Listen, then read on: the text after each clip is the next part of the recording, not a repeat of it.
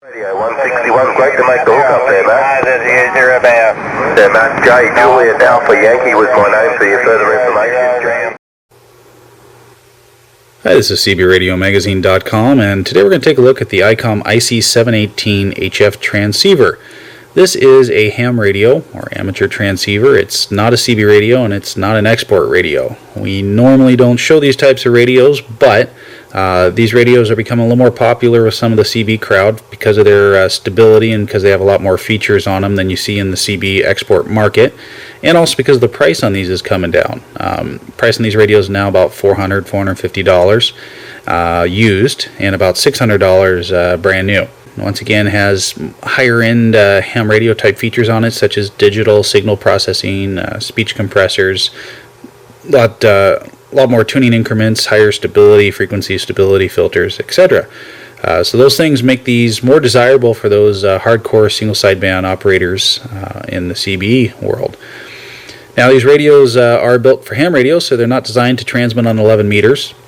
To make it do so, you do have to perform a modification to the radio. It's pretty simple, just removing one component, just doing a little desoldering. You do have to be a little careful for what you're doing. The radio, once it's converted for 11 meters, it's not illegal to convert a radio for 11 meters. It's illegal to transmit on 11 meters using this radio, whether you're a CB or a ham. So keep that in mind, that it is illegal to actually transmit on this radio once you've performed this modification. If you're not a ham radio operator, it's illegal to transmit on this radio on any bands outside the 11 meter frequency anyway. So if you're just a CB operator and you don't have your ham license, please don't operate on any of the ham bands. You'll get in big trouble for that. So let's talk about the modification real quick for this radio to make it work on 11 meters. You do have to remove the case top and bottom, bunch of screws to remove. There's 2 screws on either side, and you're going to have to remove the faceplate. You have to be very careful. There's ribbon cables running to the faceplate. Once you have it loose, you can fold it down or pull it off to the side. I believe you can also remove the ribbon cables if you wanted to. And there's a surface mount component. It can be very small, and we're going to show you a picture of that as well. And there are some information online on some different websites on the modification as well. It's D54, and you're going to have to remove the one surface mount component.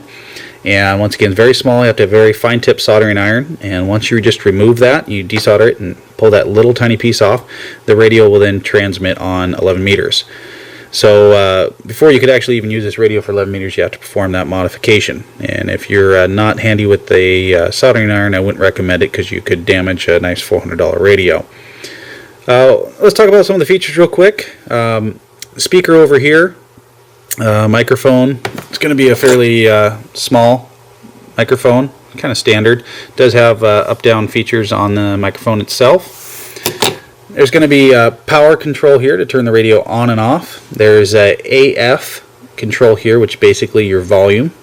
There's an RF control, which actually controls RF in one direction, and it controls squelch in another direction, so you can set up the radio that way. We've got a RIT control here, which actually controls it's kind of like a clarifier, but it's a receive only clarifier. You don't really need to have an unlocked clarifier per se on these types of radios because the tuning increments are so fine that you can just tune the radio that way. You don't have to have an unlocked clarifier per se.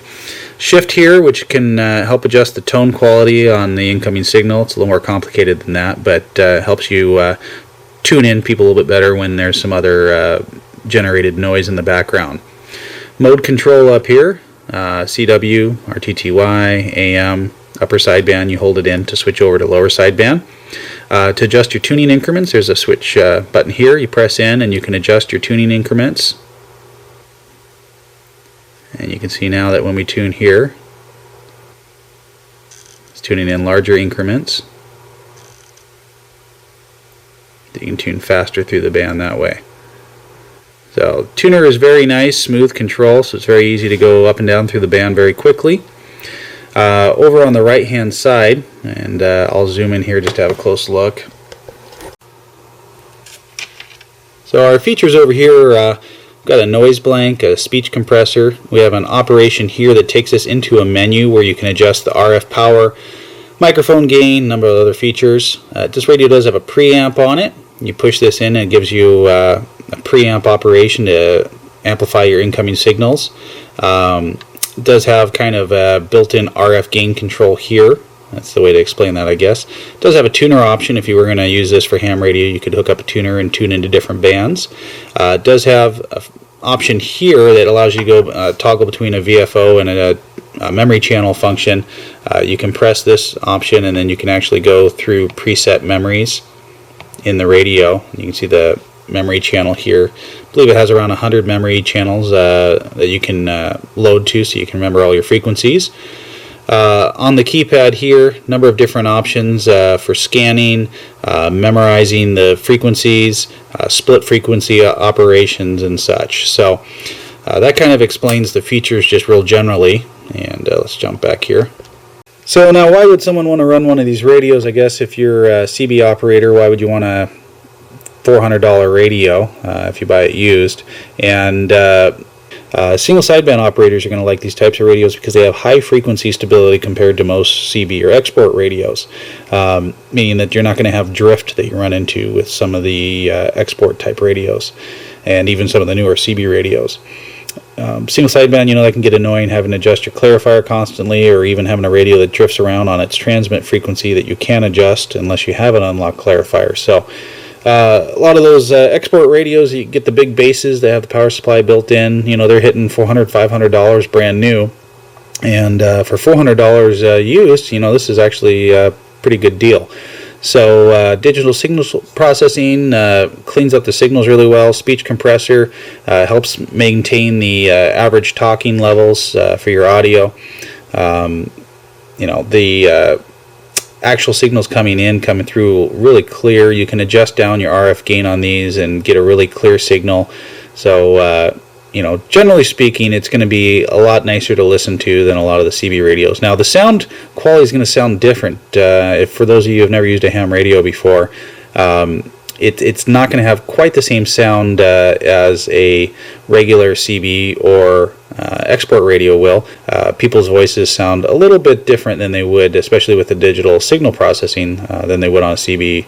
And it's some ways it's not quite as natural sounding, so some people may not like the way the incoming signals sound on these radios, but you can definitely pick out signals a little bit easier and clearer. The radios tend to have a little bit less interference with them coming in. So if this is something you're interested in, I just wanted to display it for you, and we won't go into a huge amount of detail on it. There's hundreds of functions for these types of radios, and most of them most CBers would never use. But definitely as a single sideband radio, very easy to make contacts with this radio. 100 watt output. When you're actually talking, you're going to be swinging probably around 50, 75 watts. Plenty to make contacts. I found that this radio easily cuts through the traffic. Once again, this Icom IC-718, and a little bit different venture for us to show a ham radio here. But hope you enjoyed the video, and we'll probably post up some more information in an article online as well, and that way you can read a little bit more if you're interested about this radio, and read some of the reviews on some of the ham radio websites as well. Is cbradiomagazine.com. Thank you.